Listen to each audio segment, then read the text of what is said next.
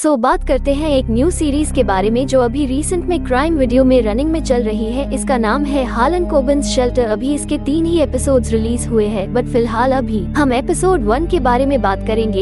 Episode 1 start होता है new Jersey में 1998 से, जब ब्रेड कुछ बच्चों को साउंड टू शेल्टर ले जा रहा होता है और एक लेडी उन्हें बोलती है कि अब उनके साथ ऐसा कभी नहीं होगा, और वह जानती थी कि वो इन सब से काफी डरे हुए हैं। और फिर ब्रेड उन्हें एक शेल्टर में बंद कर देता है। देन अपने को 25 साल बाद का सीन दिखाया जाता है, यानी प्रेजेंट टाइम का बोले तो 2023 का। ब्रेड अपनी फैमिली मिकी और किटी के साथ एक बीच पर होता है और यहाँ पर ब्रेड अपनी बहन सिरा से बात कर रहा होता है कि वो अमेरिका वापस आ चुका है और अगर उसे और किटी को कुछ हुआ तो वो उसके बेटे का ख्याल रखें। और फिर कुछ टाइम बाद जब ब्रेड अपनी फैमिली के साथ जा रहा होता है तो उनकी कार का एक्सीडेंट हो जाता है, जैसे मिकी और किटी बच जाते हैं बट ब्रेड की मौत हो जाती है। इसके बाद अपने को 4 महीने बाद का सीन दिखाया जाता है। नाउ मिकी अपनी आंट सिरा के साथ रहता है। हालांकि मिकी उन्हें कुछ खास पसंद नहीं करता क्योंकि सिरा उसकी मॉम को पसंद नहीं करती थी। मिकी की मॉम हॉस्पिटल में होती है बट मिकी को उनसे मिलने की परमिशन नहीं होती, वो अभी तक ठीक नहीं हुई थी। मिकी अपनी आंट को बोलता है कि वो अपनी मॉम को बस देखना चाहता है, बट सिरा बोलती है कि डॉक्टर ने कहा था कि उसकी मॉम को ठीक होने में वक्त लगेगा। खैर,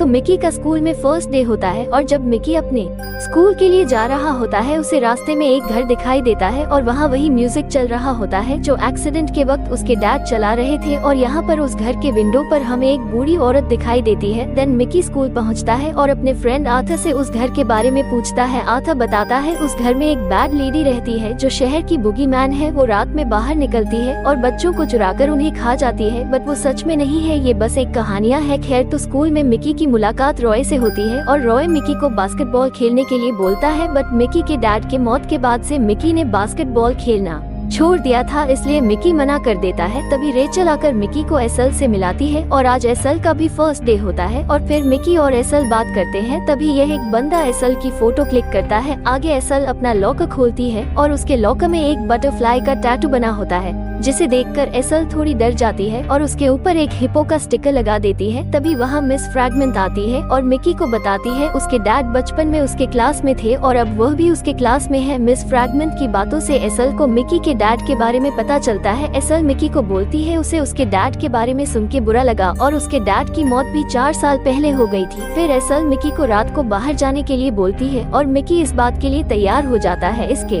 बाद दिखाते हैं कि एसल चीयरलीडिंग की प्रैक्टिस कर रही होती है। तभी वहाँ मिकी आ जाता है और एसल उसे जाने के लिए बोलती है और यहाँ पर हमको दिखाते हैं कि एसल ने अपने बैग में गन छिपा रखी है। देन अपने को दिखाते हैं कि जब मिकी अपने घर जा रहा होता है तो उसे फिर से उस घर पर वही म्यूजिक सुनाई देती है। मिकी उस घर के पास जाता है तो उसे वहाँ बैड लेडी मिलती है और वो मिकी और उसके डैड को पहले से जानती होती है और वो मिकी को बोलती है कि उसके डैड मरे नहीं है, वो अभी भी जिंदा है। और फिर वह लेडी घर के अंदर चली जाती है और मिकी दरवाजा पीटने लगता है। तभी यहाँ एमा आती है और मिकी उसे बैड लेडी के बारे में बताता है, बट एमा को लगता है कि मिकी झूठ बोल रहा है और उसने किसी से शर्त लगाई होगी, इसलिए वो यहाँ पर आया है। वो शाम को मिकी एसल से मिलने कैफे में पहुंचता है, बट एसल वहां नहीं आती और वो मिकी के मैसेजेस और कॉल का जवाब नहीं दे रही होती। और फिर मिकी अपने घर आता है जहां उसकी मॉम को मिलने की बात को लेके उसका सिरा से झगड़ा हो जाता है। गुस्से में मिकी फिर से उसी घर में जाता है। अब चिकने चिल्लाने लगता है। उसे जानना होता है कि उसके डैड के बारे में उस लेडी को कैसे पता चला। तभी वहाँ ऑफिसर केन आता है और मिकी को पकड़कर पुलिस स्टेशन ले जाता है, जहाँ मिकी की आंटी उसे छुड़ाने आती है और सिरा केन एक दूसरे को पहले से जानते होते हैं। केन मिकी को वार्न करता है और उसे छोड़ देता है और केन सिरा को बताता है कि मिकी होबर एवेन्यू वाले घर में गया था। आगे मिकी सिरा से बैड लेडी के बारे में पूछता है। सिरा बोलती है कि ये लोगों की बनाई गई स्टोरी है, इसे बच्चों को डराने के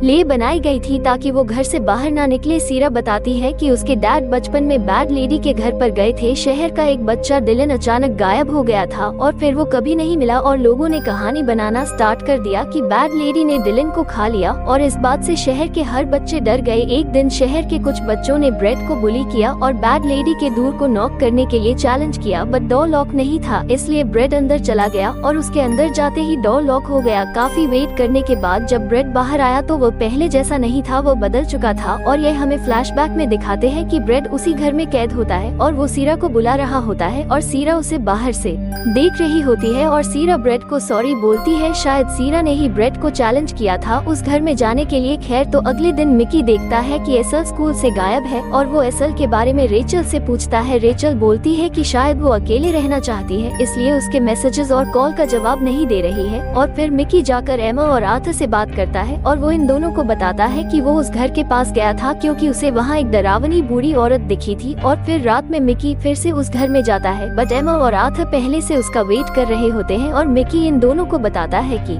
उस औरत ने उसे बताया था कि उसके डैड अभी भी जिंदा है और उसे पता है वो मर चुके हैं। उसने उन्हें मरते हुए अपने सामने देखा था। और फिर मिकी अंदर जाता है और आर्थर और एमा उसका बाहर वेट कर रहे होते हैं। मिकी अंदर जाता है और वहाँ सेम म्यूजिक चल रहा होता है और उसमें बटरफ्लाई का सिंबल होता है और इस म्यूजिक का नाम होता है शेल्टर। और फिर मिकी को यहाँ वही हिप्पो वाले स्टिकर मिलते हैं जो उसने एसल के पास देखा था। और फिर मिकी ये बात जाकर अपने दोस्तों को बताता है। उसे उस घर से एसल का हिप्पो वाला स्टिकर मिला है और मिकी इस बात के लिए शो होता है कि वो स्टिकर एसल का ही है क्योंकि एसल अचानक से गायब हो गई थी। मिकी एमा को बताता है कि उस लेडी के घर में एक म्यूजिक चल रहा था जो उसकी फैमिली हमेशा सुनती थी। उस म्यूजिक को देखने के बाद एमा बोलती है कि उसे जाना होगा। और फिर आर्थर और मिकी एसल के घर पर पहुंचते हैं जहां किसी की मौत हो गई थी। दोनों अंदर जाने की कोशिश करते हैं पर पुलिस इन्हें पकड़ लेती है। और मिकी एक लेडी को बोलता है कि वो उसकी बेटी एसल का दोस्त है, पर वह लेडी बोलती है कि उसकी कोई बेटी एसल नहीं है। देन हमें दिखाते हैं कि एमा की बॉडी पर भी बटरफ्लाई का टैटू होता है। मैं एसल के घर रेचल के पास होता है। मैं उस बंदे को एक मैसेज आता है जिसमें लिखा होता है कि एसल को